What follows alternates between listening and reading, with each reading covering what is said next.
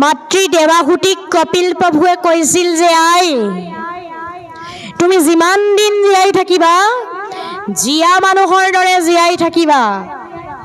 দেৱাহুতি আই কৈছে বোলে বোপাই মৰা মানুহ কৰবাত জীয়াই থাকিব পাৰে জানো? বোলে বহুত আছে আই, শুনা। সাধুৰ সংগে কৃষ্ণ কথা নুশুনে জিনৰ জীৱন্ততে মৰাহিটো অধম পামৰ জীৱন্ততে মৰাহিটো অধম পামৰ। আই যিসকলে হৰিণী নাম নুশুনে সেইসকল জীয়াতেই মৰা, যিসকলে ঈশ্বৰৰ কৰ্ম নকৰে সেইসকল জীয়াতেই মৰা, যিসকল ধৰ্ম আলোচনী সভালৈ নাহে সেইসকল জীয়াতেই মৰা, যাৰ হৃদয়ত কাম ক্ৰোধ লোভ মোহ দম্ভ দেশ্য অহংকাৰ হিংসা অসূয়া তিৰস্কাৰ আদি ভাৱবিলাক যিখন হৃদয়ত জাগ্ৰত হৈ আছে সেইখন লেতেৰা হৃদয়, সেই লেতেৰা জেগাত কৃষ্ণই বাস নকৰে। যিখন হৃদয়ত কৃষ্ণই বাস কৰিব তেওঁক মেডিচিনৰ দৰে কাম কৰিব, চেহেৰা ধুনীয়া হ'ব, আয়ুস বাঢ়ি যাব। প্ৰভু ভগৱন্তই আমাক কৃপা কৰি 100 বছৰ আয়ুসকণ দিছে। আমি নিজেই 50 বছৰ কৰি লৈছো, নহয়নে বাৰু? অখাৰ সংখাৰ নাই ইহাত বিশ্বাস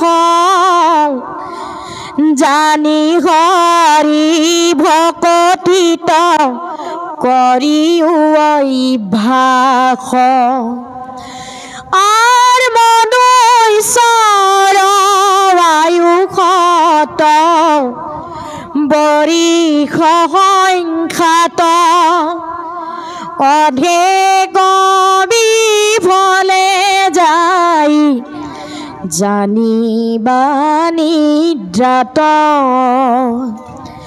বিংশতি বৰিষ আয়ু যায়ু মলন্তে নেয়দহ বৰিষ ধনক উপাৰ্জন্তে বৃদ্ধ কালে যায় শেষ বৰিষ বিংশতি একো কাৰ্য সাধিবেক নাহিকে শকতি একো কাৰ্য সাধিবেক নাহিকে শকতি।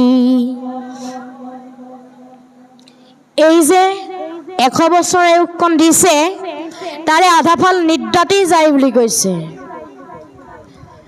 20 বছৰ খেলা ধূলাতেই যায় বুলি কৈছে। বিংশতি বৰিষ আয়ু যায়ু মলন্তে নেয়দশ বৰিষ ধনক উপাৰ্জন্তে, ধন উপাৰ্জন কৰোঁতে 10 বছৰ যায়। বৃদ্ধকালে যায় শেষ বৰিষ বিংশতি একো কাৰ্য সাধিবাক নাহিকে শকতি। বৃদ্ধ বয়সত 20 বছৰ বয়স যায় আৰু একো কাৰ্য কৰিবলৈ আমাৰ গাত শক্তি নাইকিয়া হয়। এইদৰেই 50 বছৰ আয়ুস আমি নিজেই কৰিছোঁ, কিন্তু প্ৰভু ভগৱন্তই দিছে 100 বছৰ আয়ুস। যদিহে আমি কৃষ্ণৰ গুণকীৰ্তন একান্তভাৱে কৰোঁ এই 100 বছৰ আয়ুসকণ কিন্তু আমি পাই যাম।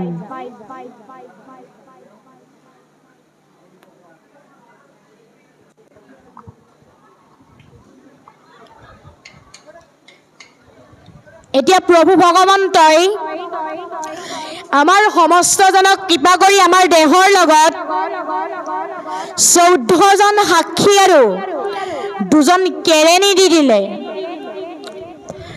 ৰাম কৃষ্ণ হৰি বোলা শুনা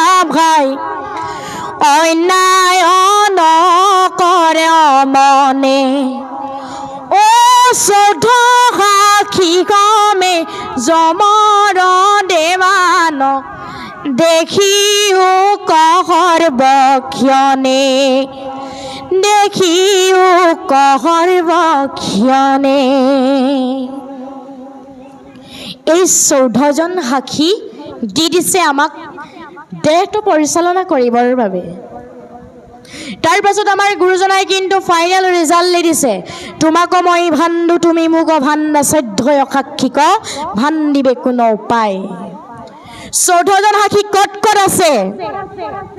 চকুত থৈছে সূৰ্য দেৱতাক, কাণত থৈছে জগদীশ পালক, নাকত থৈছে অশ্বিনী কুমাৰক, মুখত থৈছে অগ্নি দেৱতাক, জিভাত থৈছে বৰুণ দেৱতাক, ছালত থৈছে বায়ু দেৱতাক, হাতত থৈছে ইন্দ্ৰ দেৱতাক, ভৰিত থৈছে বিষ্ণু দেৱতাক, গুইঘত থৈছে মিত্ৰ দেৱতাক, লিংগত থৈছে প্ৰজাপতিক, বুদ্ধিত থৈছে ব্ৰহ্মাক, চিত্ৰত থৈছে বাসুদেৱক, মনত থৈছে চন্দ্ৰক আৰু অহংকাৰত থৈছে ৰুদ্ৰ দেৱতাক।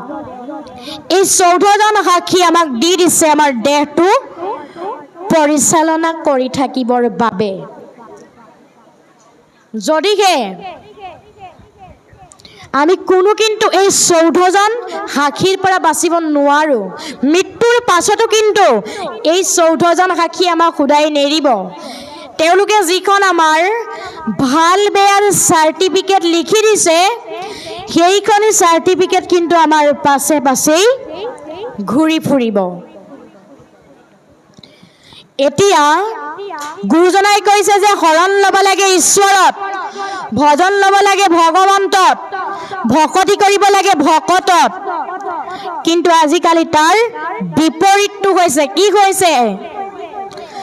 ঘৰত শৰণ ভাৰ্যাত ভজন পুত্ৰত কৰে ভকতি। হয় নাই বাৰু?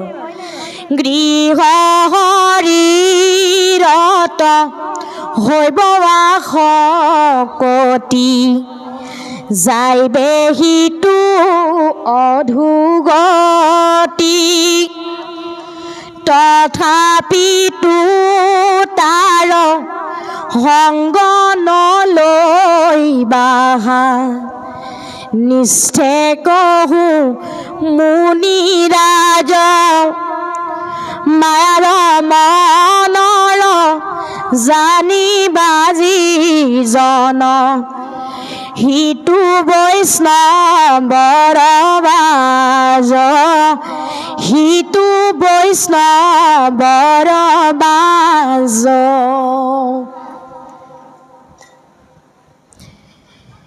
যেতিয়া পুহমহীয়া ঠাণ্ডাত বাপজন ভাগৱত পাঠৰ পৰা আহি ঘৰত সোমাই আইগৰাকীক কৈছে বোলে উঠাচোন। আইগৰাকী দৰ্জাখন খুলিয়ে সুধিলে বোলে তাত কি খোৱালে? লগে লগে বাপজনাই লগত অনা পুণ্যকণ সেই ঠাইতে সমাপ্ত হ'ল। আইগৰাকীয়ে যদি সুধিলেহেঁতেন আজি তাত ভাগৱতৰ কোন স্কন্ধৰ কোন অধ্যায়ৰ ওপৰত আলোচনা হ'ল বাৰু, এই বিষয়ে সোধাহেঁতেন দুয়োজনৰে কিন্তু সমান সমান পুণ্য হ'লহেঁতেন। কিন্তু সুধিলে কি তাত কি খোৱালে? আমাৰ আই সমস্তই সোধে নেকি বাৰু? নুসুধিব। বাপজনাই লগত অনা পুণ্যকণো সেই দুৱাৰৰ মুখতেই শেষ হৈ যাব।